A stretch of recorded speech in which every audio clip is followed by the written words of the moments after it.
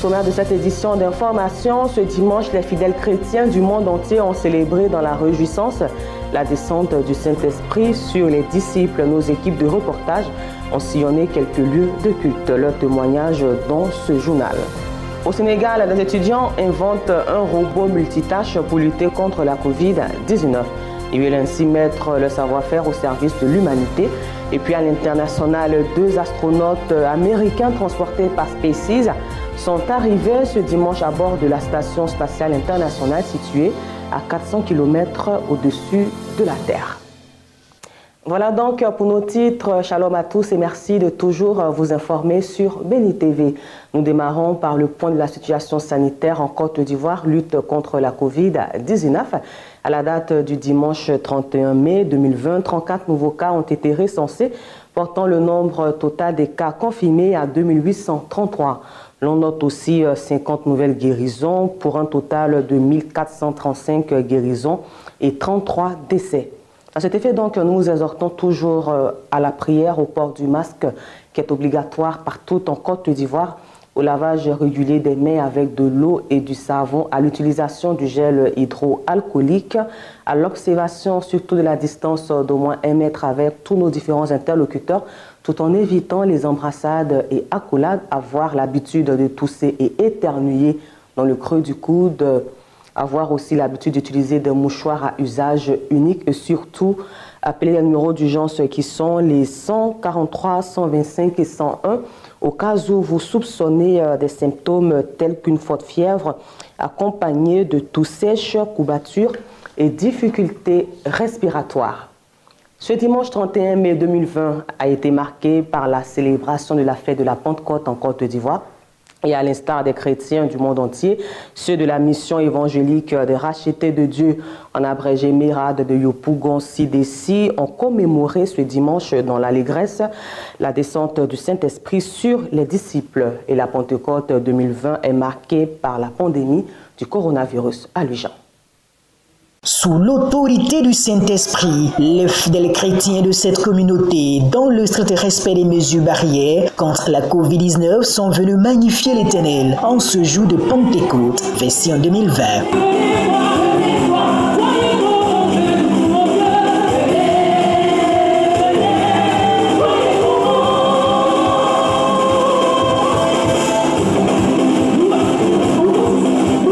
En cette circonstance particulière imposée par le coronavirus, le pasteur principal de cette assemblée a exhorté les fidèles à la maturité dans la foi chrétienne. Nous commémorons un événement qui est l'arrivée du Saint-Esprit sur les apôtres et en même temps, par rapport aux événements que nous avons vécus concernant le Covid-19, nous savons que ce moment a beaucoup éprouvé l'Église en tant que telle, et c'est un moment aussi de parler de cette Pentecôte de maturité. Qu'est-ce que nous devons retenir? Qu'est-ce que nous devons avoir? À quel niveau nous devons porter notre mentalité? À quel niveau nous devons pousser notre vie spirituelle? C'est en cela que nous avons parlé de Pentecôte de maturité spirituelle. Le Saint-Esprit, un guide, un conseiller et même une autorité à laquelle les enfants de Dieu accordent une importance capitale dans leur vie au quotidien. Sans le Saint-Esprit, le chrétien n'est rien. Nous ne sommes rien sans le Saint-Esprit. C'est le Saint-Esprit qui nous oriente, c'est le Saint-Esprit qui nous conduit. Sans le Saint-Esprit, nous ne pouvons pas découvrir les vérités de Dieu. Et le Saint-Esprit nous accompagne partout où nous passons. C'est un compagnon merveilleux pour nous. Depuis son effusion sur les disciples dans la chambre haute jusqu'à ce jour, la troisième personne de la Trinité garde toujours ses attributs divins. Ce même Saint-Esprit qui a produit des miracles avec les apôtres, qui a produit des miracles avec Pierre, Paul, Jean, etc. Ce même Saint-Esprit est toujours à l'œuvre. Il veut se manifester au travers de plusieurs servantes, plusieurs serviteurs, plusieurs hommes de Dieu, des femmes de Dieu. Alors, nous demandons simplement aux enfants de Dieu de lever le niveau afin que le Saint-Esprit les utilise pour éclater sa gloire au travers des miracles de délivrance et des prédications poussées par l'Esprit aussi. La victoire sur le coronavirus passe donc par une parfaite intimité avec le Saint-Esprit, la seule personne à même de détruire la racine de ce mal. À Cocody, c'est un séminaire de 3 jours qui a eu pour terme les 3 niveaux de l'esprit, qui a sanctionné la période de la Pentecôte au ministère pour la puissance de la résurrection de Jésus-Christ de Nazareth, en abrégé MPRJC. Et ce séminaire a pris fin ce dimanche 31 mai par un culte de manifestation du Saint-Esprit, nous dit Eugène Quadio. Les 3 niveaux de l'esprit, un thème développé en 2 jours et chuté ce dimanche 31 mai 2020, jour de la Pentecôte. C'est au ministère pour la puissance de la résurrection de Jésus-Christ du prophète Bébel Kwaku qui divisait un objectif dans son enseignement. Nous avons étudié le premier niveau depuis mardi en parlant de la plénitude, le premier niveau. Le deuxième niveau, on a étudié ça jeudi, parlant du revêtement. Et aujourd'hui, nous avons parlé de la manifestation de l'esprit. En enseignant les 3 niveaux, c'était pour montrer au peuple de Dieu que il faut connaître l'esprit pour pouvoir le manifester. Voilà. Et connaître l'esprit, c'est savoir quand on est rempli, quand on est revêtu. Et quand on est revêtu, qu'est-ce qu'il faut faire? Et toutes ces étapes-là sont importantes pour que l'enfant de Dieu soit équilibré, pour que l'homme de Dieu aussi soit équilibré. Parce que beaucoup sont dans la maison de Dieu, mais ils ne savent pas qui est l'esprit et ils ne savent pas quels sont les différents niveaux de l'esprit. Ce dernier jour des 3 niveaux de l'esprit a été un moment de la manifestation du Saint-Esprit invoqué par les leaders du MPRJC.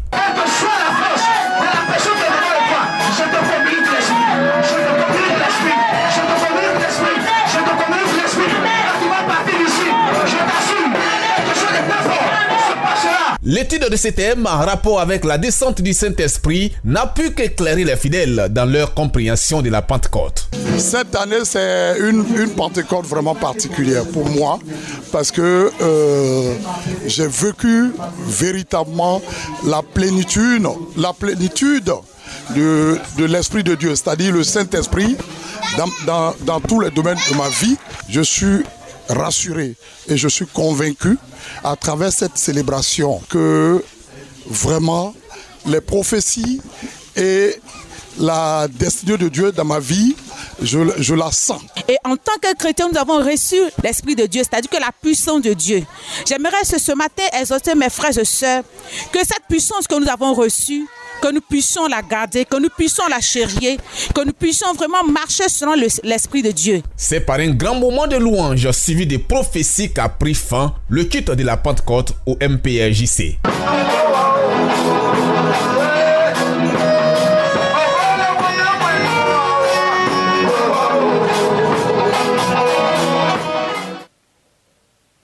Toujours avec Eugène Quadio, restons à Cocody, où le prophète Nyamien Jules de la mission évangélique Temple des Merveilles de Plateau d'Aucuit a quant à lui fait du dimanche de la Pentecôte un moment d'enseignement sur le thème « Le lieu du rendez-vous ». Et soulignons que c'est un thème qui révèle un autre sens de la célébration de la fête de Pentecôte. Dimanche 31 mai 2020, jour de la Pentecôte, une belle occasion pour le prophète Nyamien Jules, fondateur de la mission Temple des Merveilles et membre du mouvement Père et Fils, de soumettre ses fidèles à un enseignement sur le lieu de rendez-vous comme thème. Parce qu'il dit à ses disciples, je ne vous laisserai pas orphelins, je vais partir, mais il y a un lieu de rendez-vous. Enfant de Dieu, écoute-moi bien. Chacun de nous a son lieu de rendez-vous, a son lieu de miracle, un lieu où Dieu t'a dit de venir et c'est en ce lieu-là qu'il va opérer le miracle sur ta vie. C'est en ce lieu-là que Dieu va te permettre de rendre témoignage. C'est en ce lieu-là que Dieu va accomplir les promesses qu'il a dites sur ta vie. Ce n'est pas ailleurs. Chacun de nous a un lieu de miracle, un lieu du rendez-vous direct. Pour les apôtres, c'était à Jérusalem, dans la chambre haute, parce que Jésus leur dit, ne vous éloignez pas. C'est à ce lieu-là que je vous donne rendez-vous, afin de me glorifier. C'est dans ce lieu-là. Ce n'est pas ailleurs, mais c'est dans ce lieu. Plusieurs enfants de Dieu ne connaissent pas leur lieu de rendez-vous divin. Ils ne connaissent pas ce lieu. Cette autre version de la Pentecôte, dans son développement, a été une véritable orientation pour les fidèles dans leur perpétuelle quête de stabilité spirituelle. Aujourd'hui est un jour exceptionnel pour nous les chrétiens. Pentecôte, oui, très important. Car l'Éternel, notre Dieu, nous a dit qu'il ne nous laissera pas orphelins. Et en ce jour, nous le célébrons avec amour. Nous le célébrons aussi avec joie. avec aujourd'hui aussi le thème de l'homme de Dieu. Vraiment, il y avait un lieu de rendez-vous pour les enfants de Dieu, pour la Pentecôte. Et nous bénissons le nom de l'Éternel qui leur permis ce jour. Bon, aujourd'hui, je me suis senti vraiment dans la joie parce que le Saint-Esprit m'a visité. Je me suis senti dans la joie parce que tout le monde entier sait que ce jour-là, c'est un jeu, c'est un lieu où nous devons tous nous rassembler afin que nous puissions recevoir le Saint-Esprit. Aujourd'hui, le Saint-Esprit s'est manifesté, il est descendu parmi nous, et nous avons vu sa gloire, nous avons vu sa puissance. C'est en cela que vraiment je m'en réjouis. Le prophète Nyamien Gilles a fini son culte de la Pentecôte par inviter ses fils et filles à se tenir prêts pour la reprise des travaux de construction de son nouveau temple suspendu à cause de la crise sanitaire. À Bandoukou, avec Anissé Kouadio, les fidèles chrétiens de l'église évangélique des Assemblées de Dieu, Kamagaya, avec à sa tête le pasteur Jenny Mathieu, ont célébré aussi ce dimanche la fête de Pentecôte. Occasion donc pour le peuple de Dieu de prendre part à la Sainte Seine en mémoire de notre Seigneur Jésus-Christ de Nazareth, le Rédempteur. Nous sommes au cœur de l'église des Assemblées de Dieu, le temple El Shama de Bandoukou, avec à sa tête le pasteur Jenny Mathieu. Cette fête de Pentecôte est empreinte de prise de Sainte Seine par l'ensemble du corps du Christ, mangeant la nourriture de vie et buvant le sang précieux du Seigneur Jésus-Christ qui va les édifier pour le restant de leur jour. Le leader de la maison, le pasteur Jenny Mathieu, nous donne le sens de cette fête de Pentecôte. Et nous sommes nés de nouveau. Nous avons reçu Jésus-Christ dans notre vie. Mais la Pentecôte, le baptême dans le Saint-Esprit, nous permet d'œuvrer pour le Seigneur. Eh bien, cette date, chaque chrétien doit savoir qu'il est appelé à témoigner avec puissance, avec autorité, parce que l'onction de Dieu est sur lui. Les différentes entités ressortent impactées et sont prêts à gagner le monde pour Christ. S'accrocher au Seigneur Jésus et véritablement avoir une vie de prière, nous puissions être en relation avec notre Seigneur Jésus. Amen. Nous sommes appelés à nous démarquer du monde parce que la Bible que nous sommes le seul dans la terre et la prière du Seigneur. Donc cette fête doit encore nous amener à manifester cette promesse du Seigneur dans notre vie. Ici, les mesures barrières sont véritablement observées à travers le port du cache-nez et le lavage de mains, seul moyen de lutte contre le Covid-19. En tout cas, ces barrières par le gouvernement sont scrupuleusement respectées. Par cela, il va de notre propre santé. Eh bien, mais si nous ne nous portons pas bien, comment pouvons-nous annoncer l'évangile du Seigneur? Donc, nous remercions le gouvernement. Un véritable moment donc d'adoration et de louange sont montés vers le Seigneur pour lui dire merci pour ses grâces et ses faveurs dans la vie de tous les fidèles. Un grand moment de communion avec l'Esprit Saint qui a déversé son déluge de bénédiction sur l'ensemble du corps du Christ de l'église des Assemblées de Dieu, le temple El Shama de Bandoukou. Et l'ensemble du corps du Christ entend être des canaux puissants par lesquels le Seigneur passera pour délivrer des âmes perdues. Nous le disions en titre hors de nos frontières, Dr Car, c'est le nom d'un robot multitâche pour lutter contre la Covid-19. Et c'est une invention d'étudiants sénégalais issus de l'école supérieure polytechnique de Dakar. Au Sénégal, les étudiants en ingénierie prennent le problème du coronavirus à bras-le-corps. Les jeunes d'une école d'ingénieurs de haut niveau de la capitale Dakar mettent leurs compétences techniques au service de la lutte contre la propagation du virus. C'est en concevant d'innovants robots médicaux qu'ils contribuent à ce combat sanitaire mondial. En pourparlers avec des hôpitaux sénégalais, les étudiants ont déjà réalisé un premier robot, Dr Car, dont les fonctionnalités ont augmenté au fil des échanges. Le robot est guidé par une caméra intégrée et contrôlé via une application. Dr Car, il a deux grandes fonctionnalités. La première, c'est qu'il peut faire du déplacement de charge, médicaments et repas à distance. L'autre, c'est qu'il permet de faire de la télémédecine. Donc en ce moment-là, on est dans une première version de télémédecine qui consiste à permettre au personnel de santé et le patient qui est confiné dans sa chambre d'interagir avec le médecin. Donc là aussi, on va sur la prise de constante à distance, notamment la température, la pression artérielle, le taux d'oxygénation et le poids. L'école supérieure polytechnique de Dakar est considérée comme l'une des meilleures d'Afrique de l'Ouest pour l'ingénierie et la technologie. Sur les 4000 étudiants inscrits, 28 nationalités sont représentées.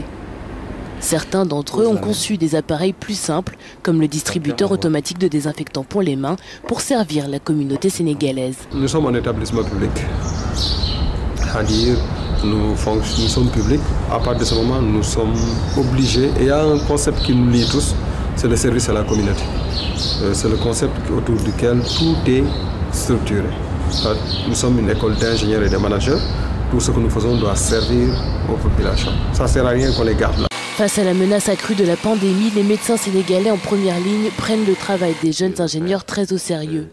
Même si la crise de coronavirus a bouleversé le cours de leur cursus universitaire, avec des cours en ligne et l'obligation de quitter les laboratoires avant le couvre-feu, la pandémie a aussi donné du sens à l'apprentissage de leur futur métier. À l'international, fin du confinement. Depuis ce samedi, les habitants de la capitale française profitent de la réouverture des espaces verts ou des berges de la Seine.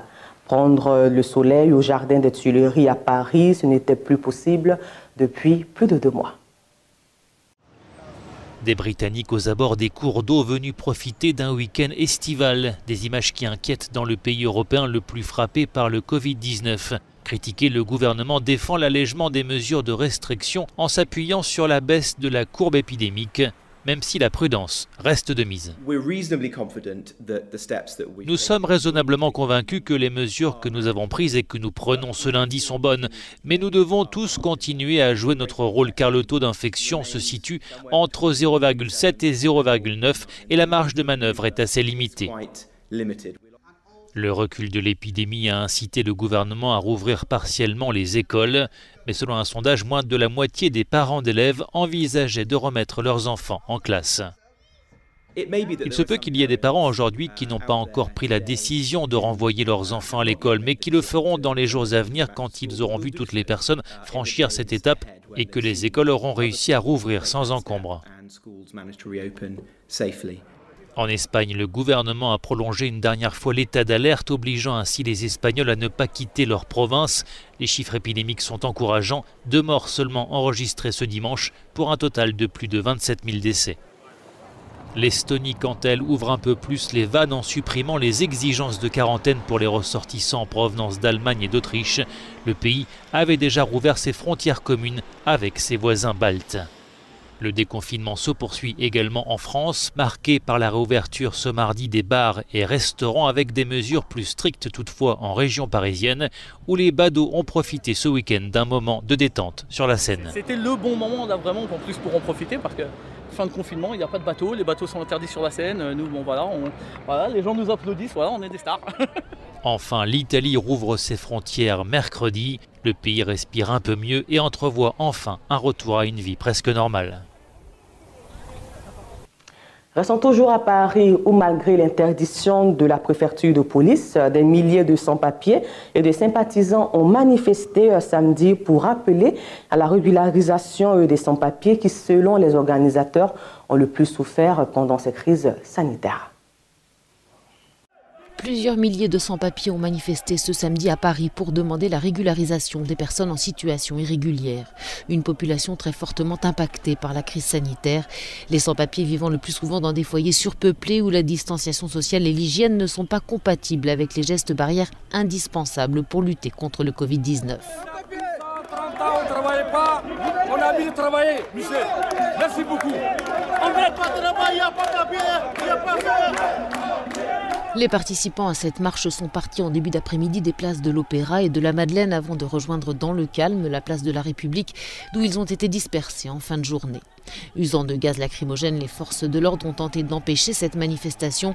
Cette dernière n'avait en effet pas été autorisée par la préfecture de police qui avait mis en avant des risques sanitaires s'agissant d'un rassemblement de plus de 10 personnes. Près d'une centaine de manifestants auraient été interpellés. Aux États-Unis d'Amérique, une semaine après le meurtre de George Floyd en Minneapolis par un policier blanc, les Américains, toutes races confondues, ne décolèrent toujours pas. Ils réclament ainsi justice et ce dimanche, les manifestations se multiplient à travers le pays. Pour le 6e soir consécutif, des milliers d'Américains sont descendus dans les rues des principales villes du pays, malgré la mise en place de couvre-feu. C'est la mort lundi dernier de George Floyd, un homme noir de 46 ans brutalement interpellé par la police à Minneapolis, qui a déclenché cette vague de protestations contre le racisme et les violences policières. À Washington, une foule s'est rassemblée la nuit dernière devant la résidence du président américain. La police a tiré des gaz lacrymogènes devant la Maison-Blanche pour disperser la manifestation. Partout dans le pays, les manifestants appellent à la fin des violences policières. Sur ces images, le pont de Manhattan à New York est investi par une foule immense. Mais en marge du mouvement, des incendies et des pillages ont eu lieu, comme ici à Santa Monica, en Californie. Un vandalisme dénoncé par Donald Trump.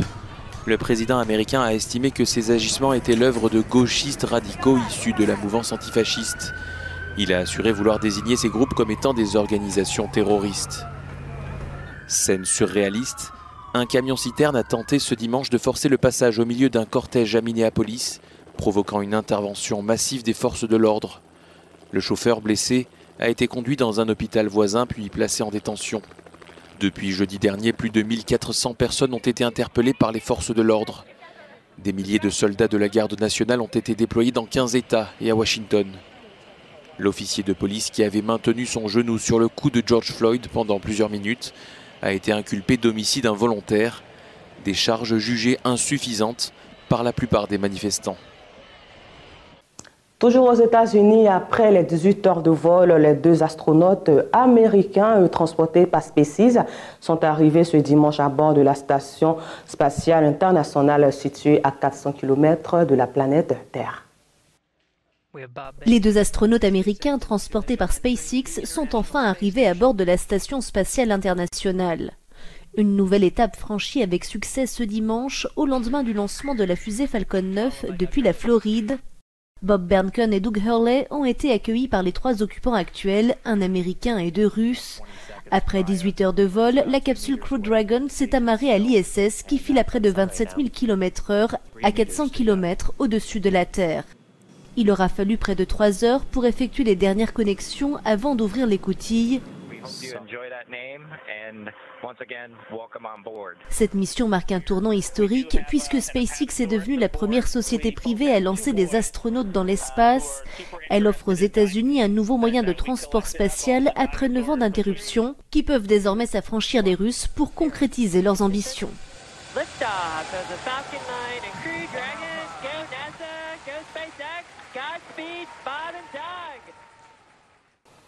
Et nous refermons les pages de ce journal par un mot de sport. Le magazine américain Forbes vient de dévoiler la liste des 100 athlètes les mieux payés au monde.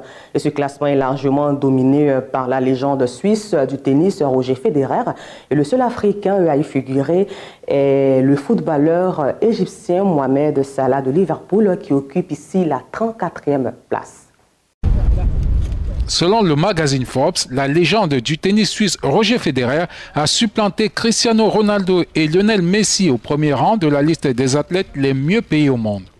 Premier joueur de tennis à figurer en tête de liste depuis sa création en 1990, Federer aurait gagné 106,3 millions de dollars au cours de la dernière année. Selon Forbes, le vainqueur de 20 titres en simple du Grand Chelem a reçu 6,3 millions de dollars de l'argent du tennis, le reste provenant des contrats et des droits à l'image. Ronaldo et Messi, qui se sont échangés la place de premier au cours des 4 dernières années, sont désormais 2e et 3e, respectivement, tandis que le footballeur Neymar est classé 4e. 2 femmes issues du monde du tennis sont dans le top 100. Il s'agit de Naomi Osaka, 29e rang avec 37,4 millions de dollars, tandis que Serena Williams est classée 33e avec 36 millions de dollars. Les 100 athlètes les mieux payés ont gagné 3,6 milliards de dollars cette année, selon Forbes, un chiffre en baisse de 9% par rapport à 2019, une situation imputable à la Covid-19. Voilà, ceci marque la fin de ce temps d'information. Encore merci à vous. N'oublions surtout pas de multiplier les gestes barrières à la Covid-19, le lavage régulier des mains avec de l'eau et du savon et le port du masque demeurant couverts par le puissant et précieux sang de notre Seigneur Jésus-Christ de Nazareth, le Prince de paix et miséricordieux à travers Béni TV, chaîne au cœur de tout événement chrétien.